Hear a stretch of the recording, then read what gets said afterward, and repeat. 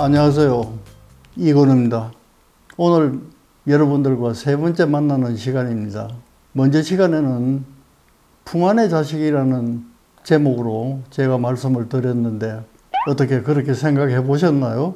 풍안의 자식이라고 생각하셨다면 오늘의 말씀은 훨씬 더 쉽게 다가갈 것입니다. 자, 풍안의 자식이니까 결혼시켜서 다 내놨잖아요. 그러니까 제대로 다 잘 살아가는 겁니다. 그렇다면 누가 남아요? 부부가 남잖아요. 그래서 신혼생활을 한번 해보시라고 하는 거예요. 신혼이 뭐 별거 있습니까? 처음 만났다고 신혼이 아니잖아요. 처음에는 우리가 결혼에 대한 경험이 없기 때문에 정말 어렵게 보낸 분들도 많으실 겁니다. 그런데 지금은 모든 그런 의무로부터 자유로운 시간이 됐잖아요. 자녀를 품 안에서부터 내놓고 자기들은 자기들 앞을 잘 닦아가고, 그러니까 그걸 근심할 필요는 없어요. 자, 이제 두 분만 남았다면 뭘 하셔야 돼요? 두 분이 결혼하세요.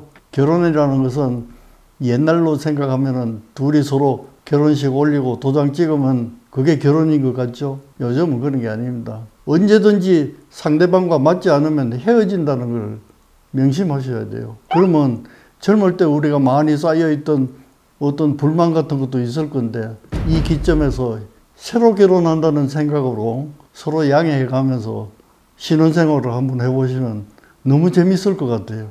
지금 제가 여러분들께 신혼을 얘기하는 것은 경험 있는 신혼이에요. 살아봤잖아요, 우리가. 지금 이 나이까지 이런 일 저런 일 산전수전 다 겪어가면서 지금까지 왔어요. 그런데 생물학적인 연령으로 봐서는 남은 시간이 얼마 남지 않는 거예요. 인생을 마감하자고 하니까 초조해지잖아요, 사람이.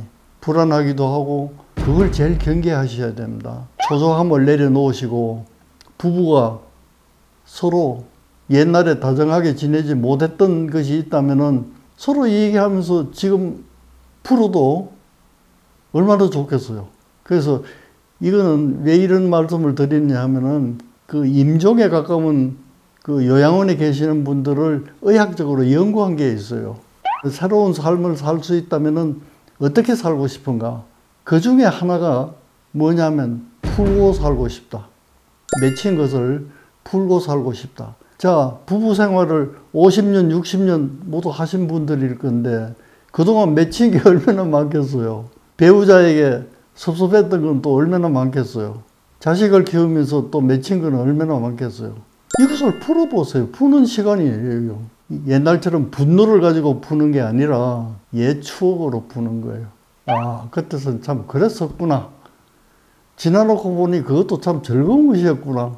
이런 신혼의 대담을 할 수 있다면 노래 참 좋은 것이라고 생각을 합니다. 제가 그 네팔이라는 곳에 의료봉사를 학교 다닐 때부터 많이 가서 지금까지 가고 있습니다. 가서 제일 인상적으로 처음에 받았던 거는 뭐냐면 트레킹을 이래 하면은 예를 들면 이제 등반가들은 그 산 꼭대기에 올라가려고 하지만은 그냥 그 산 언저리를 트레킹 하는 분들이 참 많아요. 근데 내가 본 한 노 부부가 아마 은퇴해가지고 연금 받아가지고 그래 오신 것 같아요. 옷차림도 이제 잘 하고. 그분들은 반나절만 딱 걸어요. 이런 테이블을 셀파가 지고 와서 세팅을 딱 하고 말이지. 파라솔을 딱 켜놓고 거기에 부부가 앉아가지고 음식을 고상하게 이렇게 먹고 있더라고. 야, 저런 트레킹? 이 노년에 두 분이 여기 와서 즐기는 거예요. 산도 쳐다보고 옛날 자기들이 지내왔던 얘기도 하고 너무 감동받았어요. 제가 유럽을 여행을 하면서 본 건데 노인들이 아주 그 근사한 카우치 그 침대 버스를 타고 그걸 이제 여행을 하셔요. 그 불란서 샤모니에 가면 그 몽블랑이라고 유명한 봉우리가 있어요. 그 관광객들도 많고 등산객들도 많이 가는 건데 그 몽블랑으로 올라가자면 케이블카를 타고 이제 올라가야 돼요. 그 케이블카 입구에 이제 그 차가 이렇게 정지를 하는데 자그마한 의자를 하나씩 들고 내려와서 버스를 배경으로 그 의자를 놓고 전부 이렇게 앉아요. 힘이 없으니까. 그래서 이제 가이드가 이렇게 설명을 합니다. 이쪽에 있는 거는 몽블랑이고 이쪽에 있는 거는 어떻고 이제 이거는 설명을 하니까 고개만 끄덕거리고 산을 이렇게 쳐다보는 거예요. 나는 그때 생각에 힘이 있을 때 올라가야 되겠구나.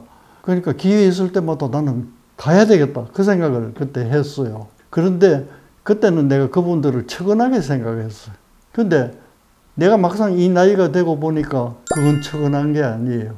그나마 버스를 타고 그래 바라볼 수 있다는 것은 행복한 거예요.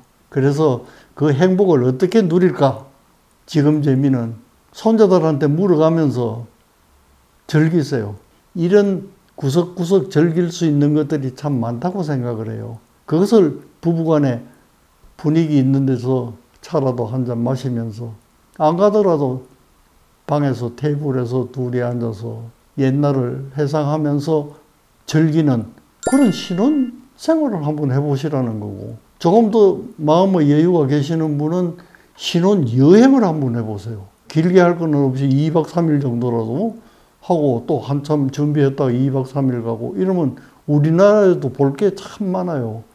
우리는 여유를 가지고 지나온 과거를 생각해 가면서 참 당신과 내가 그래도 그런 험한 여러 고통도 있었지만 이까지 올 수 있는 것은 또 어떤 인연으로 누군가의 도움으로 이렇게 살 수 있었다는 것은 고마운 일이 아니겠어요? 그러니까 고마움을 서로 나누면서 대화도 하고 즐길 수 있다면 그게 바로 신혼생활일 것 같아요. 그래서 제가 신혼이라는 말을 붙인 거예요. 이 신혼생활은 여러분들이 마음만 먹으면 할 수 있는 거예요. 그러면 그런 경제적인 여유가 없다. 없으면 없는 대로 물 한 잔 떠놓고도 할 수 있는 거예요. 그것이 마음이기 때문에 그런 거예요. 그러니까 이런 점을 여러분들이 한번 생각해 보시면 또 재미있는 노년의 생활이 되지 않을까 이런 생각을 해봅니다. 다음 시간에는 어떻게 나누어 볼까 그걸 한번 말씀드리겠습니다. 좋아요 또 눌러주시고 구독도 많이 해주시기를 부탁드리겠습니다.